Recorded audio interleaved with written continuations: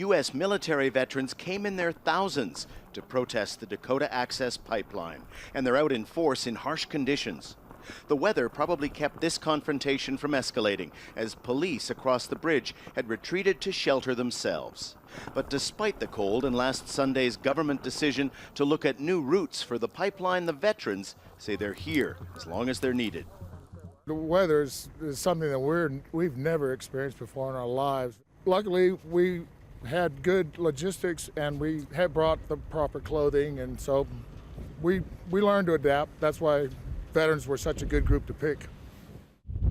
With the second major storm in less than a week still raging in the area around the camp and increasingly dangerous road conditions, that's one of dozens of vehicles that have gone off the road. A dilemma is forming for the people in the camp and for organizers. Should people stay and support an ongoing protest, or should they take themselves out of this weather and to safety? At the camp, there's every sort of shelter, from insulated wooden buildings with wood stoves to flimsy summer tents, now flattened by snow. An estimated 8,000 or more were here just a few days ago. Many have fled the latest blizzard, braving slippery roads and blinding snow. These people are leaving after weeks of protest, a departure they'd planned from the beginning, but they say they'd stay if they could. A lot of people will be staying and supporting this movement because it isn't over. There's a great force that we're up against that just has a great amount of financial power. And among those who haven't left yet, a determination to dig in and gather more wood for the campfire.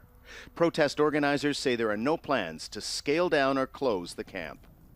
I'm staying. Why? It's just time for change.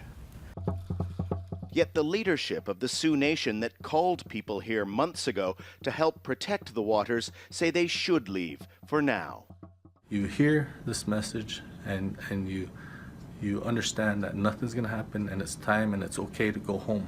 And if it's needed in the future, you're welcome to come back, but I don't think you have to put anybody in an unsafe situation. High winds, more snow, and even colder temperatures are coming. That'll test the ability of those still camped out to cope with winter on the Great Plains. Many may heed the call of the Sioux and live to fight another day. Still others may stay on. Daniel Lack, Al Jazeera, Ocheti Shakowin Camp, North Dakota.